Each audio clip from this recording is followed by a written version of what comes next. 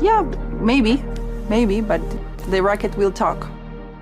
Welcome to another episode of the Racket Will Talk podcast. We're here to talk about some of the excellent fourth round matches we watched and preview the quarterfinals, which are starting in a few hours, right? Yes. Yeah, we've got who is playing today? Djokovic, Pegula Krejcikova, Sabalenka, Vondrousova, and missing Alcaraz and Lehechka. and Djokovic plays Fritz. Yes. Cool. So we'll talk through, I think, the more exciting fourth round matches that we saw in the last few days, and then preview the quarterfinals, what we think is going to happen, and kind of look forward, because I'm very much looking forward to the tournament, especially the women's side. Should we do the usual? Start with the men? Absolutely. Yeah. Right. Let's go in. Who was the first person to make it through to the quarterfinals? It was Alcaraz, no? I think so. And she was playing. It was like alongside Lehechka, I think. They were both like pretty early on Sunday. And I mean, both were like really straightforward. Lehechka dropped a set. She was maybe getting a bit tired against Manarino. But beyond that, there was not that much to that match, really. Fairly straightforward. It was not that bad a draw, honestly, for the fourth round. It's a great draw for Lehechka. You went through Coric, Echeverry, Collignon and Manarino for a quarterfinal. Yeah.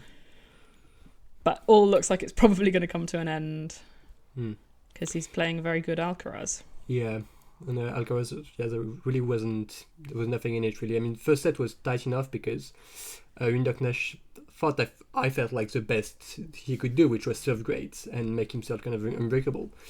And he managed that for a set, still lost the tiebreak, and then there was just nothing else to that match, really. Felt like Alcaraz was like very much in first or second gear in that first set, and he was just happy to take it to a tiebreak and then get it done. Who else then plays today? So that this is all the bottom half for the men's. Very boring matches, actually. The men's fourth rounds were really boring. Only one match had a set one in the opposite direction. Only one match went to 4 sets. Yeah, and that was Manarino Lehechka, which we just said was not that exciting. Yeah, so. Even with that.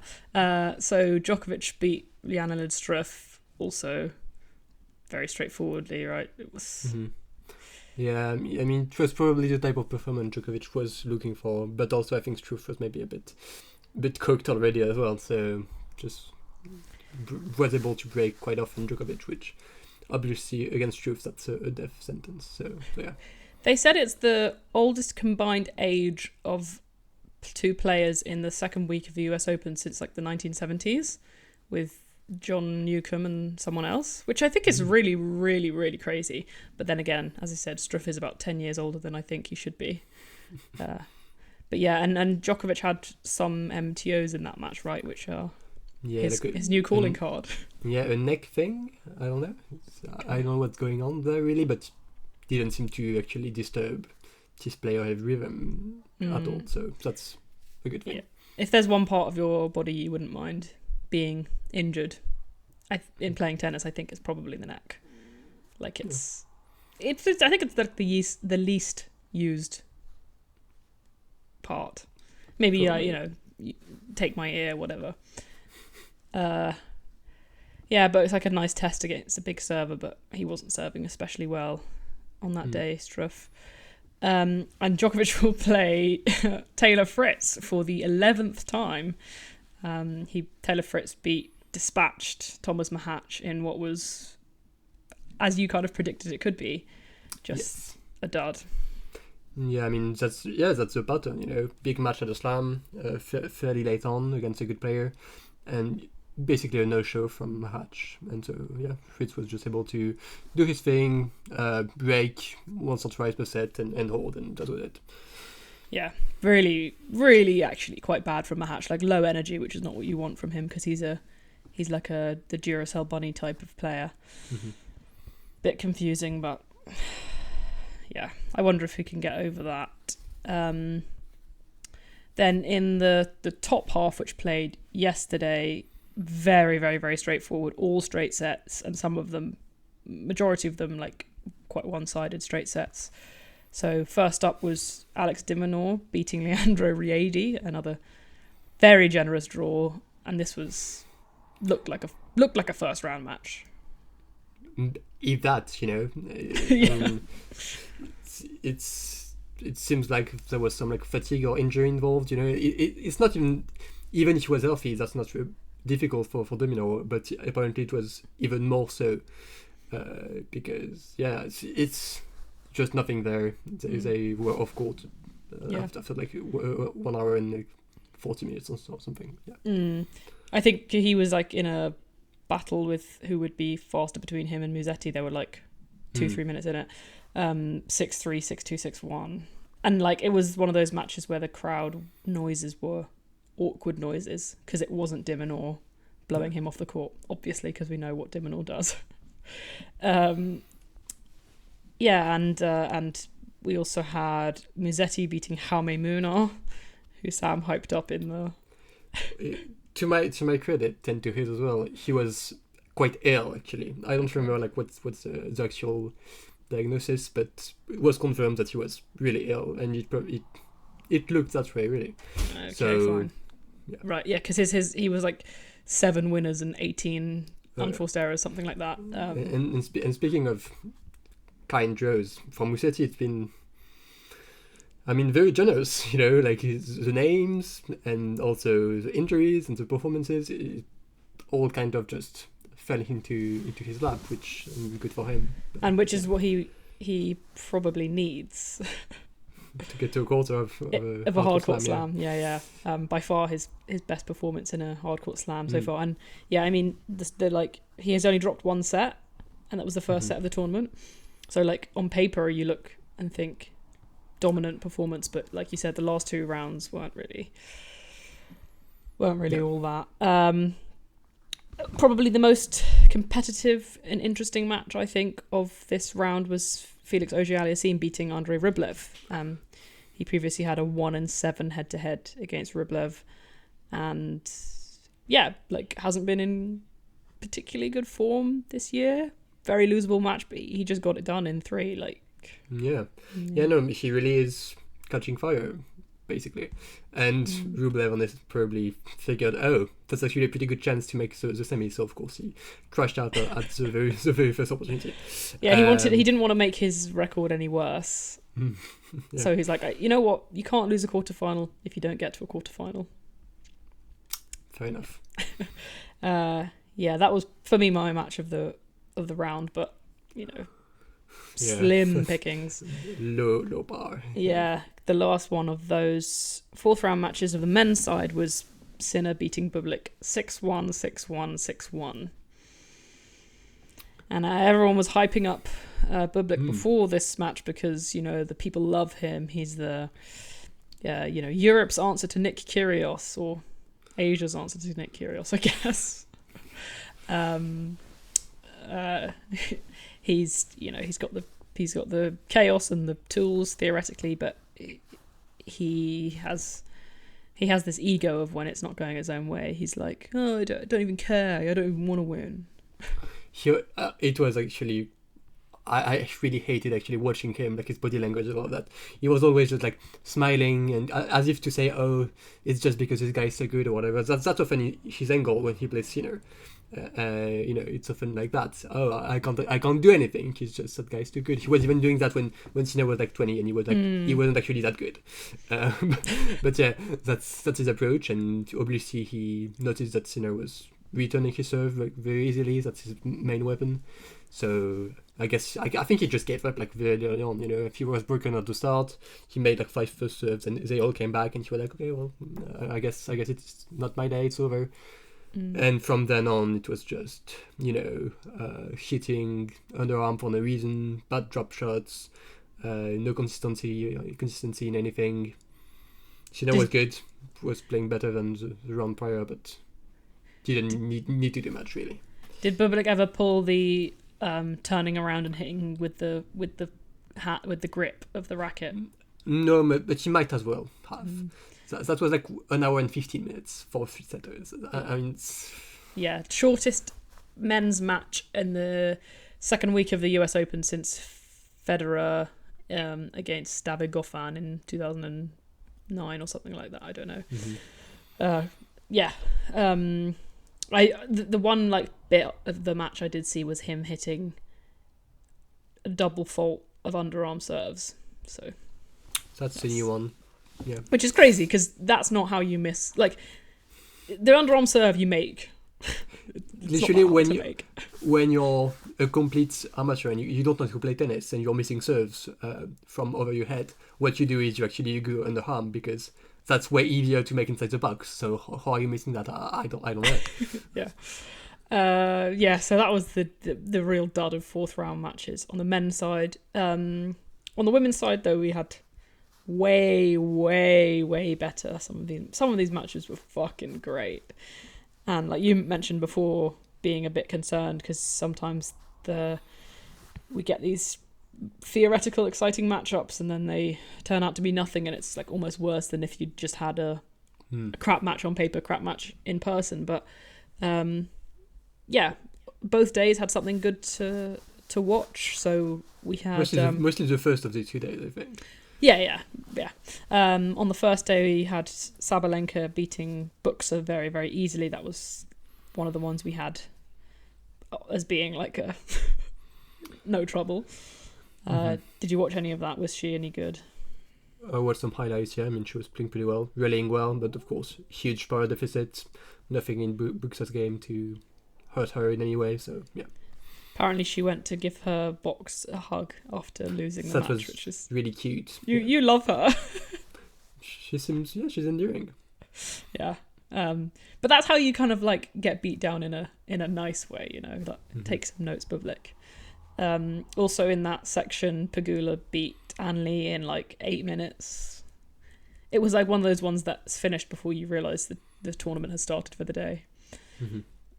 6-1, 6-2, but doesn't say much about Pegula because again that could easily be a first round match. Yeah, and it's not even like sometimes you look at these matches and you say, okay, this person's not a great player on paper, but they must have got there by putting in some good performances. But she beat Bencic, but I don't think that's the situation for Anli because her last round opponent was Priscilla Hon. Yeah. Pegula through. Anyway, she's made that quarterfinal. She knows what she has to do. However, the exciting matches of the day, were exciting. The first one of which I think did you watch this whole thing? Krejcikova beating Taylor Townsend. 6-1. No, 1-6, 7-6, 6-3. Yeah, Krejcikova saved 8 match points in the second set to beat Taylor Townsend, and this is one of the best most thrilling sets you will watch, I think, this year. Maybe vintage Krejcikova, it felt like being back in Roland Garros 2021 in that semi-final against Sakkari. What were your thoughts? I mean, at first I was actually very concerned about the match and about Krejcikova because she once again started really slow, really slow, just missing all over the place. I talked about it the other day, just missing in many different ways, but missing nonetheless. And Townsend, was playing quite well. And so there was just nothing to that first set, 6-1 over quite quickly. And yeah, it really felt like that could be another dud, really. But Krejcikova started holding serve a bit more. Townsend was still up 3-1, but was pegged back because you could tell the ball striking from Krejcikova was starting to heat up a bit. There were more down the line winners, and so those clean strikes really started to fire. And that's how you ended up in a tie. First of all, she stayed for first match point down 4-5. Serving to stay in it, right? Yeah, right. And that was already a first good match point save. I think that was a forehand winner. And then, they went to a tie break. And from then, it's just madness. We've had some great adverts for tie breaks in the last few years in slams. Obviously, the Sinner Alcaraz one, the Blinkova Rebekina one, and this one was right up there with those. The funny part is that the tiebreaks you mentioned are actually tiebreaks to 10 because they are in deciding sets. This was actually in the second set, so on paper it was actually a tiebreak to 7, but they just kept elevating it, which that's even more exciting in a way. Yeah, it was a joke. It was a comically Krejcikova performance in that, like, you know, again, and I said this in the group chat, I felt so confident that Krejcikova would win this match. There was something in the way that she was playing, even in the first set. I said she's going to win it. I really feel that there's like a kind of level of commitment and focus that you can see in her that I think she's going to win this match. I think Taylor Townsend was mostly just was playing really well as well. Like, it wasn't a full straight up mess of a match. But Krejcikova went up. I think she went up a mini break in the tie break, something 2-1, 2-love or 3-1, something like that. And it looked like she had control. She was kind of starting to wrestle control. But then Townsend went up 6-3, I think it was. And from there, it just got crazy. Like, the match point saves were just wild and, like, increasingly impossible. The crowd was, you know, really rooting for Taylor Townsend, but couldn't help but be in awe of some of the saves that Krejcikova was coming up with. I was so moved. It was incredible, like, really. I'll never forget that. she you know, it's such a great moment. Krejcikova, you never feel quite sure, like, what's going on with her. You know, she's often injured, so every great moment feels like something you really need to enjoy right now. You know, it's not about the next match. It's not about her stamp count or whatever. Like sometimes with better, more consistent younger players. But with her, it's like, okay, we know she's great. You know, she's done great things. So when she's doing those things that make her really special, you know, you just really feel like you have to take it in, and it's so exciting. So so fun, and she's incredible. You know, you really don't see, even from great players, that type of, like, elevation on match points, and just that steal. She never wavered at all. In most of the rallies, she was. First of all, she was actually. It's not like she was just blasting winners on the first shot every time and going for broke. I mean, she did go for broke on, like, one backhand. The one that was down the line. Yeah, I know. Everyone thought it was out, but actually, it was in.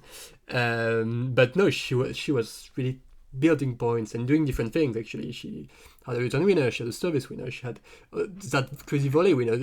Like, so many ways to do it as well. So it really also reflective of just the great talent and diversity of her game. It was so exciting. Yeah, I loved it. Yeah, now you describe it like that, it kind of makes me think it's her tennis is like or these moments are like a microcosm of her entire career, of, like, everything feels like a bonus in any way, because no one was ever predicting big things for her. So when you're in the moment, you can enjoy what it is, and you can enjoy this match on its own, regardless of whether it means she goes on to win the title. And I think it's the same with, like, her career overall. No one ever was predicting really big things for her when she was younger. Every bit was a surprise, and every bit was a great result on its own. And it's just crazy how she continues to believe. It's like she knows something that we don't. She knows that these shots are going to go in, and I don't know where she gets that belief from, because there's no getting tight, there's no being tentative, there's no not going for my shots or any of that. It's just incredible, and the reaction as well. It's always kind of like, yeah, okay, of course. Done it, yeah, and it's even crazier when you consider that she really played quite badly for, like, 50 minutes in a row. So how did she even draw that confidence from her own game on that day? You know, it's extraordinary. Yeah, and actually, like, even though she's not played much this year, this kind of thing is fairly common. She famously won 2 matches back to back from match point down in the grass swing in Eastbourne against Harriet Dart and Jodie Barrage, I think it was. So there's both of those matches, she shouldn't be in that position. If she'd played, okay, fine, she was just coming back from injury, but if she played a level that she can play and presumably played on those match points at the beginning, it would have just been a straightforward win. but she seems to like save it for the big moments. I love players like this. She's just brave and like, you know, they need it when they need it. It's there for them. I think she's so much like Holger Rune, like in every way. Like, you know, replies to people on Twitter, very camp, iconic, and then their games, the game style of like so much crap, and then in the biggest moments pulling out insane results. I think they're twins. And then she won the third set. Like, actually, like I thought this was a really impressive performance from Taylor Townsend, and I think this is the kind of performance, the third set performance, that you get when a player is used to playing big matches and having big things on the line, which she is because she's so successful in doubles. I think if this had been someone who was the same caliber as her as a singles player and didn't have any doubles prowess, it would have been 6-1, very straightforward, giving up, feeling shitty about yourself. Yep. But she stayed in it, and it was like Krejcikova had to really win the set. I mean, it's 6-3, but like it wasn't just a freebie. Yeah, no. Yeah, there was a break back. It was fairly competitive. And yeah, I mean, that's what I was thinking about. Like, it's so impressive that he hasn't collapsed, because really, when you lose that many match points and you really saw yourself winning, which I expected her to. I mean, literally one line call away from winning that, really, a few millimeters. And she stayed in it. She did great in that sense. I mean, it's obviously a bit heartbreaking for her, I'm sure, but it's also not the worst way to go out in like such a breakthrough run. You know, it's not a dull loss to like a top player, and it's like, okay, well, you got here, and no, it's not that fun. So yeah, good. Yeah, I was really happy watching that. I loved it. It's going to be painful, like in the immediate aftermath, because she'll think like 8 match points. Can't I just win one of them? But like in the long run, you're right. She's going to look at that and say, "I was right there," and kind of think good about her game. Hopefully, I mean, she like really immediately after the handshake broke down crying. So she must have really been like kind of holding it in and keeping it in control until then. But yeah, just absolutely sensational. If anyone for some reason hasn't watched that match, in particular the match point saves, there's plenty of compilations of just those 8 match points being saved. And then yeah, the winner of that will play Jessica Pegula. The other great match on the 2 days ago was a night match. Was it on Ash? It was the last match on Ash. Yeah. Elena Rybakina against Marketa Vondrousova, the two former Wimbledon champions. And we were excited about this match before, but we said in the preview I said it could be a beatdown from Rybakina, but Vondrousova was just so good. Yeah. Instead you got I mean, I don't want even to say classic. It's even some of the things she does, it feels new. Like, you know, it's easy to go back to, that's what she was doing in Wimbledon. But I mean, not quite, you know. There are some things that are different. Like, literally, the hold to hold for the match, hitting 4 the best serves she's ever hit, probably. you know, that's new. She was not doing that in Wimbledon, you know. And just the way she took care of business on her serve, and even recovered, actually, because Rybakina played a pretty great second set, and to finish it, she actually kind of took over. She hit like I think 5 winners in a row or something, and started the first set in a similar fashion. And Vondrousova was just so smart and able to kind of stop that run of momentum. You know, she made a few drop shots, and she changed the feel of rallies even more so. And so that's how she was able to put it back, and then she was able to break. She's so impressive, so talented. It's crazy. Yeah, both of these performances, the Krejcikova one and the Vondrousova one, felt like champions performances, because Rybakina really took control. Like you said, the end of the second set and the beginning of the first as well, it felt like, right, okay, now this is her match. But Vondrousova just has to go, I know how good I am, like I know how I can play, I know what my game plan is, I'm just going to stick with it and not feel like, oh, she's better than me. She's a top 10 seed. I'm unseeded. It's not my business being here, and kind of crumbling. She just stuck with it. And I thought, yeah, that's the thing, is that like we think of her as a bit of a tricksy, toolsy, maybe a bit chaotic player. This was so like mature and felt like repeatable as well. In fact, she felt a lot more steady than Rebecca, who was lighting up and hitting blasting winners, but couldn't sustain it for the whole match, really. Vondrousova was just like, I don't remember her missing at all. Yeah, she just felt so in control of her own game, you know, and that's I tweeted about this. It's proof that having a high ceiling can have many different looks for a tennis player. You know, it's often we think of that and we go, oh, you know, big players with big serves and hit the ball huge and whatever. It can also look like that, you know, and it's basically just as impressive. So yeah. She out-aced Rebecca like comprehensively as well. It was like 13-5 or something. Yeah. I don't know. Yeah, remarkable and super exciting to see what will happen in the next round. I was just like in the moment just now reminded of the fact that she won Berlin this year. That like, I don't know, she's already had a great result. Not that she has to have only one, but yeah. I mean, it wasn't her weekly good run. I think this is probably better. I mean, depending on, I guess, what happens. Berlin was great. Yeah, I mean, yeah, it was great, but I think as far as like level and stage, I think this is like even more impressive. You don't think of Vondrousova as like someone who will play amazing tennis at night on our trash, you know? That doesn't feel like her. Yeah, no, she's the type that kind of slithers through a draw by beating tricky opponents on a parking lot court. No, she's not an under the lights performer. And then yesterday we had a couple of duds.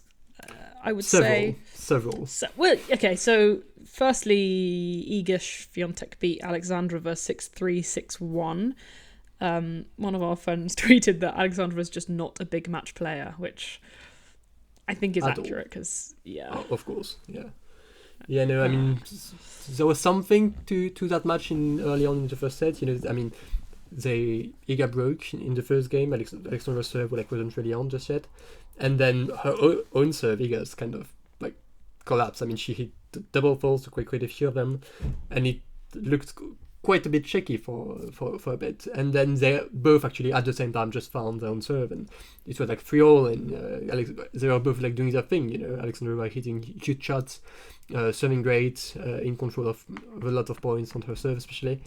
And yeah, that was, you know, a good level from both at that point. And then another tight Alexandra service game at 3-3, and she had to save 3 points. She hit a great serve actually, and Iga like barely makes a return like over the net, and it like drops really short.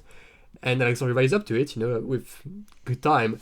And I don't know what she like tried to do with that ball. She somehow dumped it into the net, and the match actually ended in that moment. So there was no more match after that. She approached it like she was going to hit cross court, a big forehand cross court with like a nice amount of margin on it so it could get over the net. But then Iga had run back to that cross court corner, which is where she'd returned the serve from. So she then, Alexandra, really last minute tried to say, I'll just dink it over. But, you know, her hand and the grip, everything was wrong. She didn't have the timing or the power on it at all. And it went into the net. It was so bad. So bad. Because her serve was like, you know, it's the kind of serve that you might as well count as an ace because the return's so useless. Yeah. But, yeah, had a use. It's quite shocking after all the Alexandrova one-sided sets for her then to lose the two. Yeah, it's, you know, it's the biggest match, and finally it's on the short court, and yeah, of course it kind of all evaporates, which is really the story of her career so far, unfortunately. But yeah, I mean, and from the Iga side, she played well. I think she had like 21 winners to like 14 and fourths. That's really solid. That's a best match of the tournament so far. Serving was finally on once more, and she was really solid off the ground. Played the points, and finally when she had an opening, she would go for it. That's the type of match she would have wanted, I think. No cocaine. No cocaine. Yeah, I said it was like a nice. No, I'm not remembering my own jokes. It's check out Sam's Twitter to see what the joke is. Yeah. Oh, nicotine-free vape. That's what it was, not cocaine. Oh my god. The winner of that plays the winner. Well, will play Anisimova, who beat Beatrice Haddad-Maia in what must be the shortest match of Haddad-Maia's career. She lost 6-love, 6-3. And I don't think either of us watched this because it was in the middle of the night. Nope. And actually I was still up when it started, but then Anisimova went up 3-love in like 10 minutes. So I was like, okay, well, I'm probably not missing much. Okay. And it seemed like she played well, and Haddad-Maia didn't really have much. Her serve was getting exposed like quite a lot, quite heavily, which can happen. And that was that. It's a pretty good run so far from Anisimova. I mean, she dropped the set to Jacqueline Christian, but as we know, Christian's excellent and very talented. So yes, and then the other bit of this bottom half, Osaka beat Goff in the match that everyone was waiting for. I mean, the commentators were busy yapping during the Rublev Auger-Aliassime match, saying, the fans are really here for Osaka Goff, really building it up, and then 6-3, 6-2, and like an uneventful 6-3, 6-2 as well. It was no implosions. There was barely any kind of double faults. There wasn't. I don't know. It was just like Coco was just kind of a solid level of bad, and Naomi was a solid level of good. Yeah, that's really what it was. Naomi was never troubled on serve whatsoever. She only lost 6 points on it, and she wasn't even making first serve. She was 42%, which actually is something she would want to improve. But still, Goff was missing a bunch of returns and really never getting anything going in return games. And sometimes she herself, you would think, and her own serve, of course, that's the logical thing you would say next. And her own serve, of course, was a mess, but actually, it was fine for the most part. She had actually had some really clean service games where she was finding the first serve and doing lots of damage.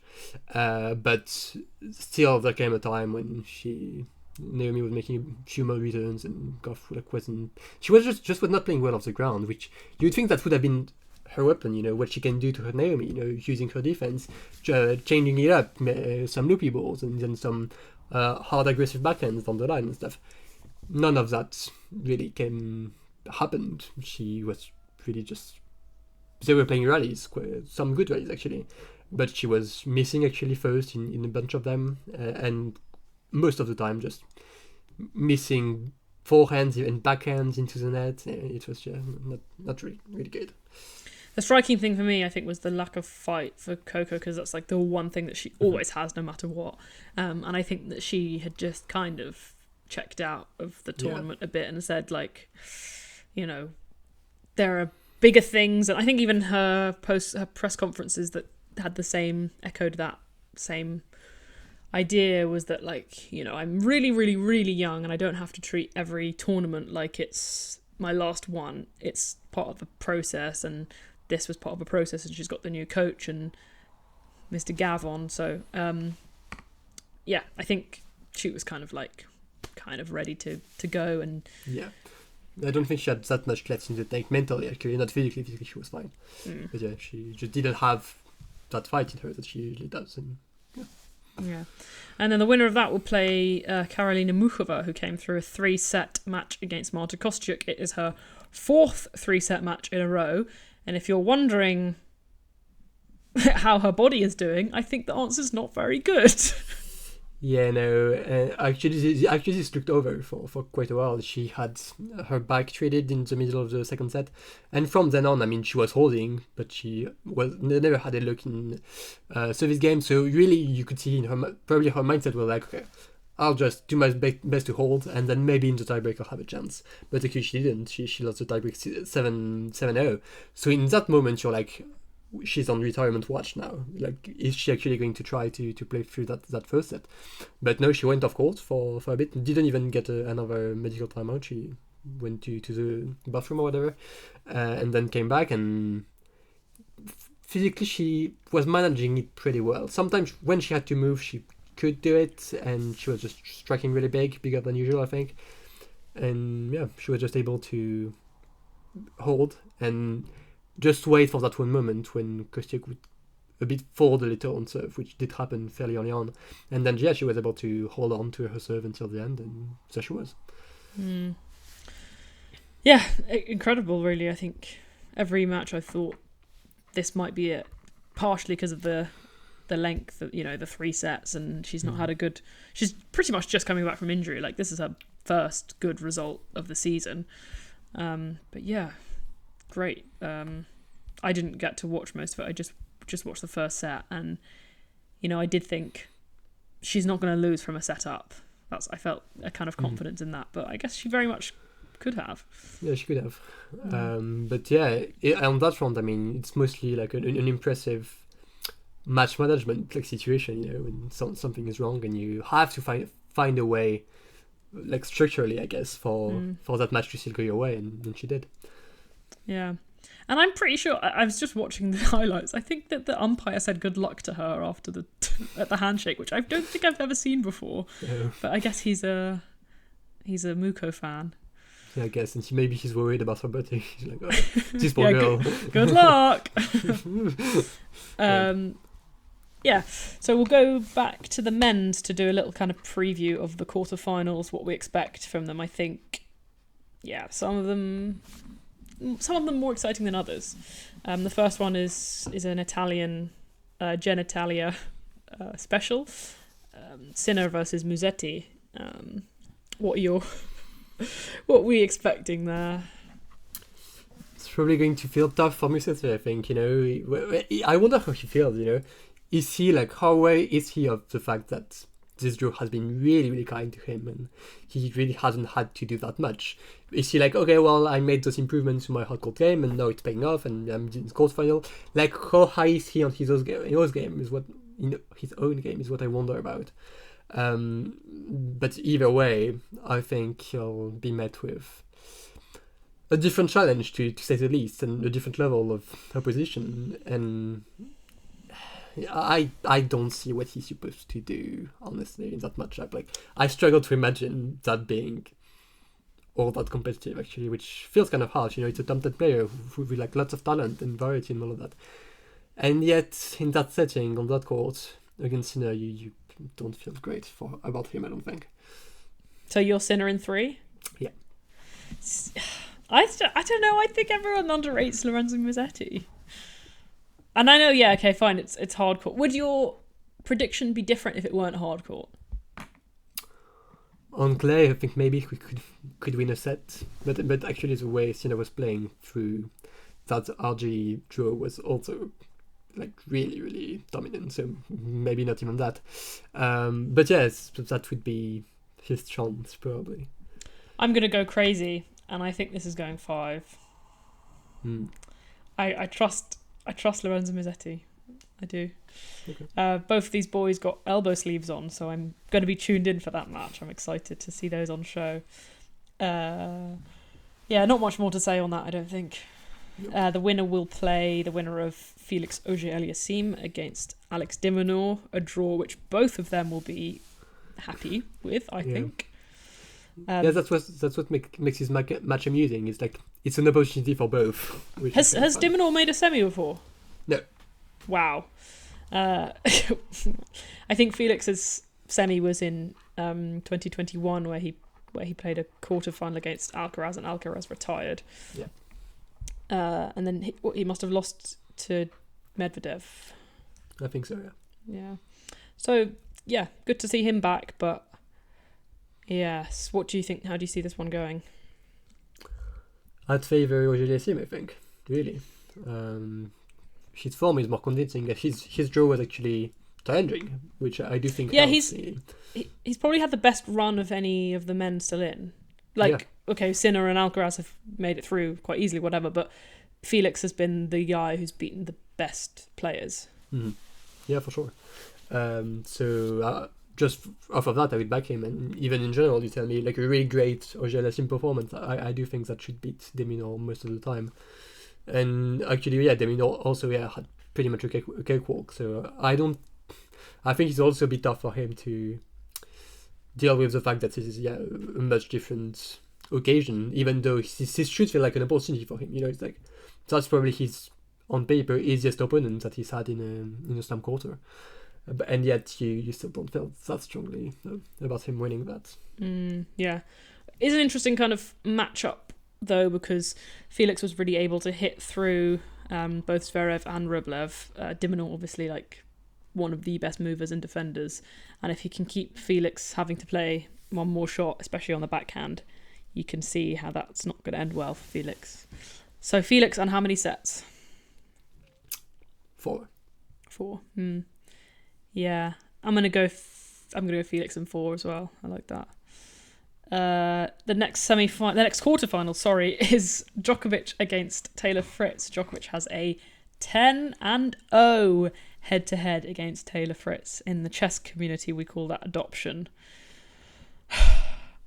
Anything different this time? My prediction is like Djokovic in 5, I think. But 5? Yeah, it feels like a better opportunity than the Fritz has ever had before, facing up against Djokovic, because he's probably at a different level, not by that much, but he has become a really tough player in slams, and one of the better players behind Alcaraz and Djokovic. So this match feels quite relevant, actually, as far as like the rest of the tournament and intrigue and all that. So I could see it being a good match. I do think Djokovic has found enough form to just be able to do what he does in that matchup and kind of just hold his serve a bunch, find opportunities on return, be clutcher, find some opportunities in longer rallies, all of that. But I do think this could be. And actually, it's funny because I'm saying Djokovic in 5, but that's mostly because I think this matchup is tight. But also I'm thinking in 5 there's maybe potential physical challenge for Djokovic. So maybe that's actually not a good prediction. I should say like either like Djokovic in 4 or like Fritz in 5, but I don't know. I can see a world, though. I agree with you, but I can see a world where it gets to 5 and Djokovic is bloody injured and Taylor Fritz can't take advantage of it, and everyone's shouting at him to be like, just make him move or whatever, target the injury, and like he's completely Nadal, that one time. Exactly, and also Djokovic had a abdominal tear in Australian Open like 2020, I think it was, and Taylor Fritz 2020 or 2021, and they had it was a 5-set match, and Fritz also wasn't able to take advantage of it. Obviously, a far better Djokovic, but I think he could fail in that situation. I'm going Djokovic in 3. I haven't been impressed by Fritz, and I think Djokovic will like get that one break every each set. I think it could be like a 6-4, 6-4, 6-4. Sort of very boring. Yeah. So the one match I said wouldn't be a dud, you're saying will be a dud. Okay. Yeah, I think he's so much in his head by now. Like, I think that is important to Fritz. I don't think he's a guy that just goes, yeah, he's Djokovic and he beats me 10 times in a row and blah, but whatever. I think that's going to affect him. And I think Djokovic really knows how to play him, is the particular, like... That much is sure, yeah. But, like, he's got such a clear... Previously, he's beating up on all these people because he's better than them in, like, every aspect. I think Djokovic knows what he needs to do and which points that he can go, now's my time to... Yeah. The winner of that match will play the winner of Lehechka Alcaraz, who play in the quarterfinals. And how do you see this one going?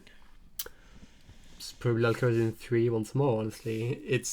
Until there is like any sign of him faltering, you kind of go for that basically against anyone except for Djokovic or Sinner, probably.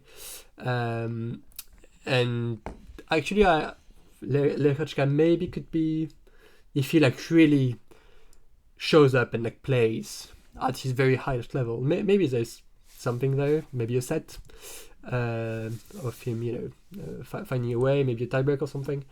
But yeah, no, beyond that, it should be relatively straightforward for Alcaraz. Yeah. Do you think Alcaraz's bozo gene was in his hair? That's a theory, that we can't. It's crazy. It's the most consecutive slam matches he's won without dropping a set. Yeah, and I don't think if he stays on it, I don't think he's going to drop a set here. I think Carlos in 3 is a pretty reasonable prediction. I haven't been that moved by Lehechka's level this tournament. You can beat Manarino all you want, but yeah, she beat who had to beat, but it was never like especially impressive, I guess. Yeah, exactly. Taking advantage of a good draw, basically. Right, so you've got it being Sinner, Auger-Aliassime, Djokovic, Alcaraz. I do. Yeah, which would be nice. That's pretty similar to the Olympics, but Musetti instead of Felix. Yeah, I've got Sinner, Auger-Aliassime, Djokovic, Alcaraz as well. It's the big 3, and then whoever else is in that other spot. Yeah, and and we'll talk about it when it happens, but don't see Sinner or Auger-Aliassime being all that complicated. Oh, it's going to be so bad. Yeah. Yes. Yeah, Sinner's pretty happy, I think, because it's that or it's Alex de Minaur. Yeah, and it's the one time it's not been Djokovic in the semi, and he hasn't had to actually start pulling out the really good stuff in the semis. Can just wait until the final. Just wait, yeah. Shapovalov, man. In the women's side, onto the women's side, way more exciting. This is personally my favourite quarterfinal lineup I can remember since, for a really, really long time. In terms of the quality, but also the kind of excitement and unknowability. Mm-hmm. Like there's 4 or 5 players in here who you could legitimately see winning this tournament. As it wouldn't be a complete shock. They're like champion level players. It's, as I remember, if I can remember, 16 Grand Slam titles between the quarterfinalists here, so 23 finals. So definitely got high caliber of player. The first one would be Sabalenka Vondrousova. What do you think? Sabalenka's tournament starts now, which basically that's what it feels like. Probably she would rather face Vondrousova than Rybakina, I think it's fair to say, given, sort of beatdown that she got from Rybakina in Cincy. But she would also be sorely mistaken to sleep on that matchup, and I don't think she will. I think she knows Vondrousova can be dangerous, and she has lost to her this year once. So yeah, I think she'll tackle it and know that it's the time to really play great. If it's now or never actually. If it's mid, like if it's maybe I'll play the set, and if it's a tiebreak, I can pull it out. No, she needs to be on it from the get go and play great to win, I think. And what do you think is gonna happen? Sabalenka in 3, I think is really? What makes the most sense to me. But at this point, if Vondrousova wins, I'm actually at the stage where I wouldn't be surprised. I think Vondrousova's going to win it in 3. I really see her how on it, how clean, how relentless she's been throughout the tournament against the good players. Hitting with depth. I think it's going to trouble the Sabalenka that we've got in this moment in time, and who's not like really played into this match. Like she hasn't had any trouble at all for a while, actually, because she had the beatdown in Cincinnati. I guess the last time she's been in a match that will feel the way this match probably felt was against Anisimova in Wimbledon. So yeah, and I do really trust Vondrousova in the big moments. I think she's been really good in that respect. True. So yeah, I'm picking Vondrousova in 3, I guess. The winner of that will play the winner of Pegula Krejcikova. Yes. It's Krejcikova is hard to read, like in general, like throughout her career or whatever. She's also hard to read within matches themselves. It's all. She tends to start slow. That's been the trend. Starting, not finding her timing at all, missing a bunch, and then being really down early on, and then finding something. But it's, I guess, kind of similar to Sabalenka insofar as you can't really afford that, really. It's probably an even better opponent and someone who is more, I think, more prepared and just... If you put Pegula in the situation that Navarro even and Townsend found themselves in, I think Pegula wins those matches. I don't think you can afford to mess about for 40 minutes. I don't think that's really an option. Interesting. I'm not convinced. I've been very unconvinced by Pegula's level, like throughout most of this season. Actually, I think she's like a little bit worse, and I think that's enough to make the difference. But we'll see. I can imagine if it's like an early morning match, or if it's like the first match on, that Krejcikova will still be asleep. Is it? It is the first match on. Yeah. It's in like 2 hours.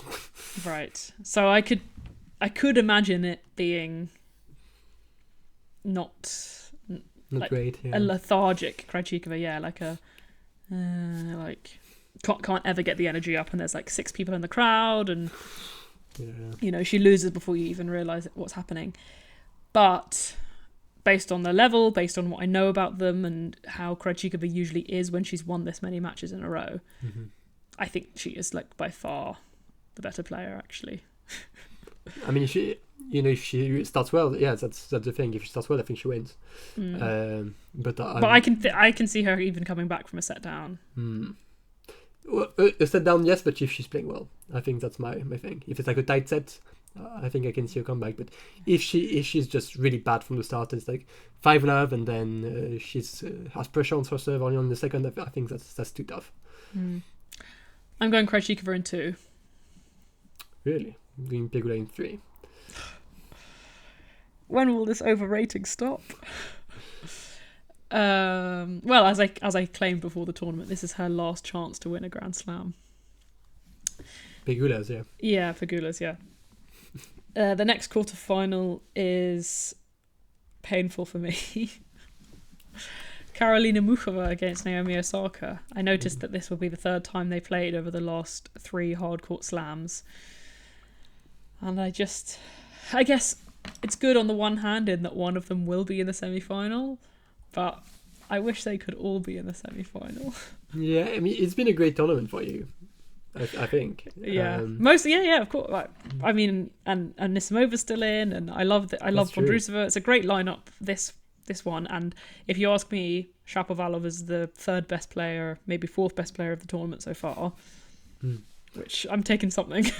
Yeah, you've had it good for now, and I think in this scenario you can't just ignore just accumulated fatigue that Mukova's had to deal with. 10 hours on court. Yeah, and I think 12 sets. It's been a lot, and in basically most of the matches, it does feel like it's starting to physically to get to her. So that's a bit spooky. And I mean, based on that alone, I think I would back Osaka here, and she's playing well. That's also part of the deal. She's striking the ball really well. She seems more than ever confident. I mean, maybe not more than ever, but more than she has in a really, really long time. Just confident that she can play rallies and stay in points and find her moments to actually attack, and not just be winner or enforcer machine. I think that's been really huge. And I mean, even against a healthy Mukova, I think that game plan and that execution can win against her. So I'm backing Osaka here. I think it's Osaka in 2 probably. Yeah, it did feel like, I think the last 2 matches, if Mukova had played someone better, they probably would have beaten her. But it was just kind of the by nature of the level of the opponent, she kind of could still Find maneuver her through. way through. Yeah. Yeah, I'll go Naomi in 3. Yeah, I'll go Naomi in 3 because I do think Mukova really fights for it when it gets to the latter stages of these tournaments. Should be going for a 3rd consecutive semi-final at the US Open. She loves it. It's funny. It's again, you don't really associate that with her. She's not like a big showgirl. The life of a showgirl. Yeah, no, that's not really her. Or Taylor Swift. No comment on that. But yeah, it's interesting. You know, so some players just happen to thrive in New York when we don't expect them to. I wonder if it's, it's the part. I think it's basically in the last 3 years in a row has fit in the bit of the season where she happened to not be injured. Like all 3 times. It's basically just the time where she's played enough tennis in a row. She always seems to be injured over off season and can never get anything in Australia. Since her 2021 result, it's just been like complete no-shows. But yeah, I mean, excited for that match. I'm scared. I'm more scared about the semi-final after that. That they would play a semi-final. The winner of that match would play a semi-final against the winner of the Wimbledon final rematch, Amanda Anisimova against Iga Swiatek. I'm sure Amanda's really looking forward to that. I mean, unironically, I think she might. You know, I think at the start of the tournament, she said she would want to play Swiatek again, but feeling like she's herself, which I think is good. She can say, I'm sure she says that, but I do think as soon as she steps on court and she sees Iga doing the phantom swings and stuff like that, she's like, "Oh my god, not this bitch again." Yeah, well, I mean, it's not that different from my takes on Wimbledon before the match. She has to start well. She really, really, really needs to, and I guess even more so because now she knows what that feels like when it's been 15 minutes and you're down like 5 love against Swiatek. She know what that's like. So I think she needs to avoid that at all costs. And if she does, if she can, maybe we do have a match on our hands. I actually do think once again the conditions might matter a bit. Iga just has been shaky at night on Ash for the past 2 years for some reason. I don't really get why specifically it happens, but it has happened. She was horrible against Pegula last year, and I mean, playing cocaine tennis against Kalinskaya the other day. So you don't feel all that confident. If it's day session, I think that's probably a bit tough for Anisimova. I find it extremely difficult to see it going any way similar to Wimbledon, really, because I think Iga's not playing anywhere near as well coming into the match. Like her final few matches before the final were really great. It's not the final, which I think gives Iga a boost and most other players an unboost. I think the quarterfinals is quite a nice stage to play at where you don't feel quite as much pressure. Yeah, I know. It's a big match, but it's also like not, it's still just a match and not like the biggest match of your life. Yeah. And I think Anisimova will have to be embraced by the American crowds. I mean, we didn't watch the night match last night, but she'll want that, I think. She really has to pull out like some amazing shots, I think, to draw them in, because she's one of those players who's like American, but it's also like kind of Pegula, it's American, but like people don't seem to care all that much. So yeah, she needs to put all the stops in. If she hit like some backhand highlight reel stuff, maybe they can get into it and like try to really push her forward. But otherwise, I don't see it being that big of a factor. And your prediction? You going 3? Okay. I think I'm going to go Anisimova in 3. I nearly went in 2, but Anisimova in 3. I think that the ball striking will be there. And I think it will be enough to trouble Iga. I've basically just picked the players I want to win in each of the matches. I thought about that. I didn't say anything. No, I mean this one is the closest one, but I can see not the closest one, but the closest to me not picking that. Yeah. I can see a world where Anisimova beats Iga. If it was someone else, if it were Naomi, I wouldn't be picking Naomi. If it were Mukova, I wouldn't be picking Mukova. But I can see Anisimova winning. You know, she's got the thing that historically troubled Iga. You know, she's got. It's really be interesting to see. It's not been as much of an issue lately. I think. But she has still lost to Ostapenko 3 times this year. Yeah, she was not really the same player early on. And it's also Ostapenko, it's a specific thing as well. But I think it's. But she lost to Alexandrova in Miami. Like, yeah. She lost to Towson in Canada. No. Oh yeah, Towson. I thought you said Taylor. No. Yeah, I think the biggest factor in those matchups is actually the Swiatek first serve. I think if it's on, it's just too comfortable. She can just hold and find some opportunities to break, and then it's all. And then she just can run away with it. So I think that's really what it tends to come down to. See, I'm saying the big factor is the Anisimova return. Because if it's on the level that it was in like the Sabalenka Wimbledon match, she'd be good enough to challenge even a good Iga serving performance. That's what I think. Challenge, I said. But I actually haven't really watched Amanda this tournament, unfortunately. She has been at like awkward times. Yeah, she's been at awkward times. I'm kind of like trying to maintain my distance after Wimbledon final because it was so heartbreaking. Like, and it hasn't been like super compelling matchups either. So you're never like, oh, I need to watch a Anisimova match, you know. So that's the quarterfinals. We look forward to them. I really look forward to them, but not that far forward because they're going to start very soon. Yeah. Which I'm happy that the US Open works like that. Any last kind of crazy things to throw out there? Yep. No.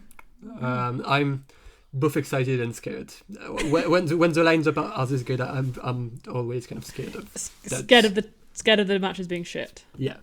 I mean, who cares? I do. Yeah, but we also could get what's that? 4, 5, 6, 7 excellent matches. That's true. And you know what we're very close to? The elusive Iga-Lenka final. I mean, it's been much closer before, and it still hasn't happened. So I'm not saying anything on that. That's none of my business, actually. So if it happens, amazing. But I'm not holding my breath until we're a bit further along. Are you sticking with the final you picked in the last pod? Which was, it was Naomi against Sabalenka. Yeah, I think I'm sticking to that. Really? You think Naomi can beat Iga? Yeah. No, I think she's more likely to do it than Anisimova, first of all. So you think Naomi can beat Iga, but then would lose to Sabalenka?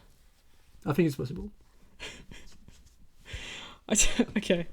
Who did I pick? I think I picked Krejcikova beating Naomi as well. Okay. Did I? Oh, okay. I was thinking yesterday that I should have picked Krejcikova beating Iga because I do believe if there's one player who could ruin her perfect in finals record, it's a Peking Krejcikova.